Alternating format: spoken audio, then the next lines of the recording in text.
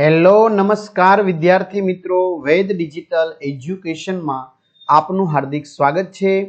આજે આપણે ધોરણ 6 વિષય ગુજરાતી પલાસની અંદર 17મો પાઠ સાપુતારાનો પ્રવાસ જેનો ભાગ 2 ની આપણે સરસ મજાની સમજૂતી જોવાના છીએ। તો ખાસ વિદ્યાર્થી મિત્રો ચેનલમાં નવા હોય તો ચેનલ સબસ્ક્રાઇબ કરી બાજુમાં બેલ આઇકનને પ્રેસ કરો જેથી તમને અવનવા વિડીયોની માહિતી નોટિફિકેશન મળી શકે। વિડીયો લાઈક કરો અને હા તમારા મિત્રો દોસ્તોને શેર કરો।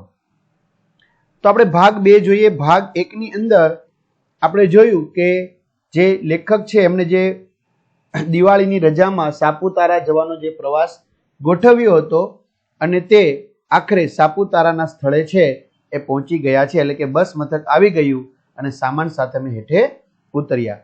વિદ્યાર્થી મિત્રો ભાગ 1 તેમજ એમને લગતા વિડીયો તમારે જોવા હોય બરાબર, તેમજ બીજા વિષયના પણ વિડીયો જોવા હોય તો એ તમને મળી જશે। જે નવા મિત્રો છે એને ખ્યાલ નથી એમને કહી દઉં તો આપણી વેદ ડિજિટલ એજ્યુકેશન નામની એપ્લિકેશન ડાઉનલોડ કરો, જેમાં બધા જ વિષયના 3 થી 12 ધોરણના પાઠ્યપુસ્તકની પ્રકરણની સમજૂતીના વિડીયો, સ્વાધ્યાય અભ્યાસની સમજૂતીના વિડીયો, પરીક્ષાના સમયે ઉપયોગી પેપરો, એકમ કસોટી, સ્વાધ્યાય પોથી, પ્રોજેક્ટ બુક, ગેમ ડાઉનલોડ કરો, ત્યાં જઈને એપ્લિકેશન ડાઉનલોડ કરો, ઓપન કરશો એટલે પેજ ખુલશે, એમાં તમારો મોબાઈલ નંબર નાખી સેન્ડ ઓટીપી કરો, 4 આંકડાનો ઓટીપી તમારામાં આવ્યો છે નાખી દેશો તો પેડ કોર્સમાં પરીક્ષાના પેપરો, એક્ઝામ પેપરમાં તૈયારી માટેના પેપરો, એકમ કસોટીના 3 થી 12 માં 3 થી 12 ધોરણના વિડીયો તમારું ધોરણ પસંદ કરી વિષય પ્રમાણે પાઠવાઇઝ વિડીયો જોઈ શકશો। ચાલો, શું કહે છે હવે, 2 ટેકરીઓ એકમેકને મળતી હતી બરાબર। આ જે 2 ટેકરીઓ છે આ 2 ટેકરીઓ એકબીજાને મળતી હતી। તેમની વચ્ચેનો વિશાળ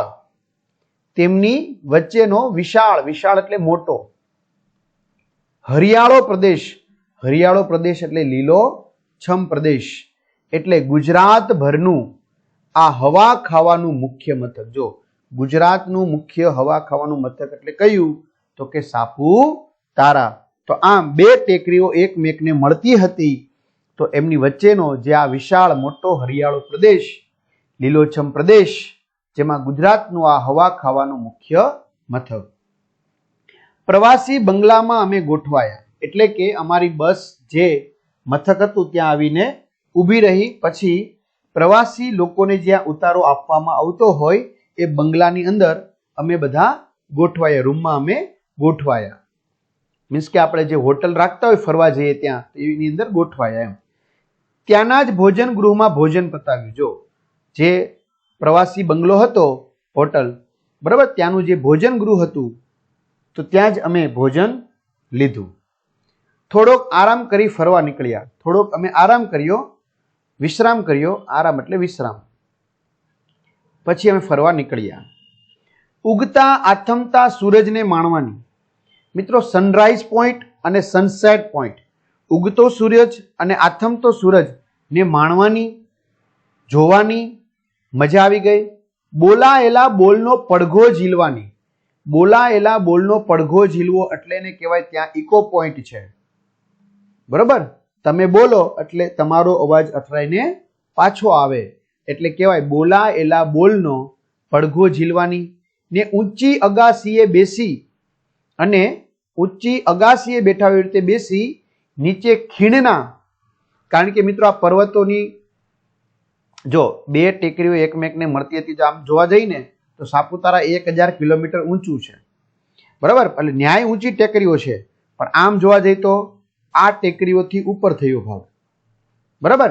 તો કે છે કે ત્યાંથી આપણે આવી રીતે બેઠા હોય અને જેમાં આ ખીણ પ્રદેશ દેખાય, ટેબલ પોઈન્ટ ઉપર આપણે જઈએ તો ત્યાં અમે બેઠા હોઈએ તો આ જે ખીણ એટલે કે નીચેનો ભાગ જે જોવા મળે છે, તો નીચેનું જે ખીણનું ઉભરાતું જે સૌંદર્ય છે, સુંદરતા, એ જોવાની એવી કેટલીક જગ્યાઓ અહીં બનાવવામાં આવી છે।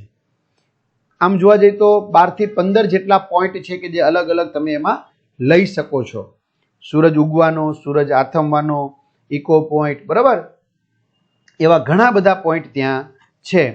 તો ઊંચે અગાસીએ બેસી નીચે ખીણના ઉભરાતું સૌંદર્ય જે છે, સુંદરતા, એને જોવાની એવી કેટલીક જગ્યાઓ અહીં બનાવવામાં આવી છે। સર્પગંગા નદીને કાંઠે, નદીનું નામ શું છે? સર્પગંગા નદીને કાંઠે પથ્થરની સાપની મૂર્તિ છે. હવે ઘણા લોકો સાપુતારા ગયા હશે પણ આ કદાચ મૂર્તિ નહીં જોઈ હોય. તો નદીને કાંઠે પથ્થરની સાપની મૂર્તિ છે. આ સાપુતારાની મૂળ જગ્યાની નિશાની છે. મિત્રો છેલ્લા 5-7 વર્ષની અંદર બહુ બધું ડેવલપ થઈ ગયું છે, પણ કે છે કે સર્પગંગા નદીને કાંઠે પથ્થરની સાપની મૂર્તિ છે. આ સાપુતારાની મૂળ જગ્યા છે, મૂળ જગ્યાની નિશાની છે. ડાંગી લોકો, બરાબર, આ ડાંગમાં વસવાટ કરતા લોકો ખાસ કરીને હોળી અને વાઘ બારસ આવે ને, દિવાળી પહેલા વાઘ બારસ, ધનતેરસ, એમ વાઘ બારસના રોજ આવીને અહીં પૂજા કરી જાય છે, અહીં પૂજા કરે છે. હવે સર્પગંગા નદી પર બંધ બાંધી દીધેલો છે. તો સર્પગંગા નદી પર આડો બંધ બાંધી, એટલે બંધ બાંધવામાં આવ્યો એટલે એનું પાણી છે એ એકત્રિત થયું છે, ભેગું થયું છે, એટલે ત્યાં એક વિશાળ મોટું સરોવર બનાવવામાં આવ્યું છે. સર્પગંગા નદી છે એમના ઉપર બંધ બાંધી અને એક મોટા સરોવરનું નિર્માણ કરવામાં આવ્યું છે, જેમાં લોકો નૌકા વિહારની સગવડ માણે છે. નૌકા વિહાર એટલે કે બોટિંગ કરે છે, બરાબર. ત્યાં નૌકા વિહારની પણ સગવડ છે. અમે એનો લાભ લીધો, એટલે કે અમે હોડીમાં બેસીને આનંદ માણ્યો. ત્યાં બાગ પણ છે ફરવા માટે, તો અમે બાગમાં પણ ફર્યા. ઉદ્યાનમાં સંગ્રહ સ્થાન જોયું, એટલે કે મ્યુઝિયમ. મિત્રો મ્યુઝિયમ પણ ત્યાં છે, બરાબર. હા, ઘણા જોયું જ નહીં હોય, સાપુતારા ગયા છે પણ મ્યુઝિયમ નહીં જોયું હોય, બરાબર. ત્યાર પછી માછલી ઘર છે, મધમાખી ઉછેર કેન્દ્ર પણ ત્યાં છે, બરાબર. તો ત્યાંથી અમે મધ લીધું, જેમાં કદાચ ફોટા જોયા હોય કે ત્યાંના લોકો મધ ઉછેરે છે, તેમના શરીરે આખામાં માખી ચોંટેલી છે, છતાં એમને કશું થતું નથી. પછી એક ટેકરી ઉપર ચઢીને આથમતા સૂરજની સુંદરતા નિરખવાનો, જોવાનો લાહવો અમે લીધો, એનો આનંદ માણ્યો. શું કહે છે? પછી નિરખવું એટલે જોવું. શું કહે છે? પછી એક ટેકરી એટલે કે ટેબલ પોઈન્ટ જે છે, એ ટેબલ પોઈન્ટ ઉપર અમે ચઢીને આથમતો જે સૂરજ છે એ કેવો સરસ લાગે છે, સુંદર. ઘણા લોકો હાથમાં સૂરજ લેતા હોય એવી રીતે પણ ફોટા પાડતા હોય છે ત્યાં, તો એનો મેં લાહવો લીધો. રાતના અમને ડાંગી લોકોનું સમૂહ નૃત્ય બતાવવામાં આવ્યું. જો ડાંગના લોકોનું જે પરંપરાગત નૃત્ય છે, એ નૃત્ય અમને રાતના સમયે જે અમે હોટલમાં રોકાયા હતા ત્યાં અમને ડાંગી લોકોનું સમૂહ નૃત્ય બતાવવામાં આવ્યું. ભારે મજા આવી, બરાબર. અમને તો ખૂબ જ મજા આવી ગઈ. અમે સુવા જતા પહેલા નીચે ખીણ તરફ નજર નાખી. જો કારણ કે સાંજનો સમય થઈ ગયો, નૃત્ય જોઈ લીધું, પછી અમે સુવાની તૈયારી કરતા હતા.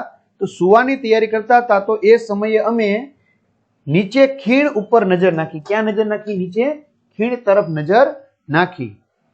તો જાદુઈ દેખાવ જેવું જણાયું. જો જાણે કે કઈ જાદુગર થયું હોય એવું દેખાયું, બરાબર. કઈ જાદુઈ દેખાવ જેવું જોવા મળ્યું, એટલે કે કઈ જાદુગર થયું હોય એવું જોવા મળ્યું. ડાંગીઓના એટલે કે ડાંગના લોકોના છૂટા છવાયા ઝૂંપડામાં, બરાબર. બાજુબાજુમાં ઝૂંપડા નથી, એમની વચ્ચે અંતર છે, એટલે છૂટા છૂટા છે. એક ઝૂંપડું અહીંયા, એક ઝૂંપડું અહીંયા, એક ઝૂંપડું અહીંયા, એક ઝૂંપડું અહીંયા, એક ઝૂંપડું અહીંયા, એવી રીતે છૂટું છે, બરાબર. આમ છૂટા છવાયા ઝૂંપડા, કોઈ વધારે ઢોળા ઉપર હોય, કોઈ એનાથી થોડું નીચી જમીન ઉપર હોય, એવી રીતે બધાના આમ લાઈનબદ્ધ નહીં, કારણ કે ત્યાં જમીન જ સીધી નથી, આમ ઢાળવાળી છે, ઉબડખાબડ, બરાબર. આવી રીતે એટલે છૂટા છવાયા ઝૂંપડામાં ટમકતું જે ફાનસ છે. મિત્રો ખબર છે આપણે વીજળી ન હોય તો શેની મદદ લેવી પડે? ફાનસ. વિદ્યુત ન હોય તો ફાનસની મદદથી દીવો પેટાવવામાં આવતો હોય, અથવા તો ફાનસની મદદથી અંજવાળું પેટાવવામાં આવતું હોય. તો ટમકતા ફાનસના રંગીન અંજવાળા આકાશના તારા ખીણમાં નીચે ઉતર્યા હોય એવા દેખાવ જમાવતા હતા. શું કે છે? રાત્રે અમે જોયું તો જાણે કે ખીણમાં કંઈક જાદુ હોય એવું લાગ્યું. આ ડાંગના લોકોના છૂટા છવાયા ઝૂંપડા હતા, એમાં ફાનસ છે એ ટમટમતા હતા. ફાનસ જે ટમટમતા હતા, બરાબર, એમાં અમને રંગીન અંજવાળું જોવા મળ્યું. એટલે કે જાણે કે આકાશમાંથી તારાઓ છે એ જાણે કે આ ખીણની અંદર નીચે ઉતરી ગયા હોય અને ટમટમતા હોય એવું અમને લાગવા લાગ્યું. એવો દેખાવ જમાવતા હતા એવું લાગ્યું. અમે સાપુતારા થોડાક વખત માટે જ આવ્યા હતા. જો અમે માત્ર દિવાળીના વેકેશનમાં ફરવાના હેતુથી જ સાપુતારા આવ્યા હતા એકાદ બે દિવસ માટે, પણ આવ્યા પછી અમને લાગ્યું, અહીંયા આવી ગયા પછી અમને લાગ્યું કે આવી જગ્યાએ વધારે નિરાત, શું કે છે વધારે નિરાત, નિરાત એટલે મિત્રો અહીંયા સમય, શું કે છે આવી જગ્યાએ વધારે સમય લઈને આવવું જોઈએ. આવી ગયા પછી અમને ખબર પડી કે આવી જગ્યાએ આવવામાં ક્યારેય ઉતાવળ ન કરાય, નિરાતે 2-5 દિવસનો સમય લઈને આવવું જોઈએ, જેથી કરીને અહીંના લોકો સાથે મળી અને ત્યાંની સંસ્કૃતિ જે છે બરાબર, જે હજી આદિવાસી લોકોએ મિત્રો ટકાવી રાખી છે, તો એ સંસ્કૃતિ વિશે જાણી શકાય, ત્યાંના જુદા જુદા જોવાલાયક સ્થળો છે એમના વિશે જાણી શકાય, મન ભરીને માણી શકાય એ હેતુથી.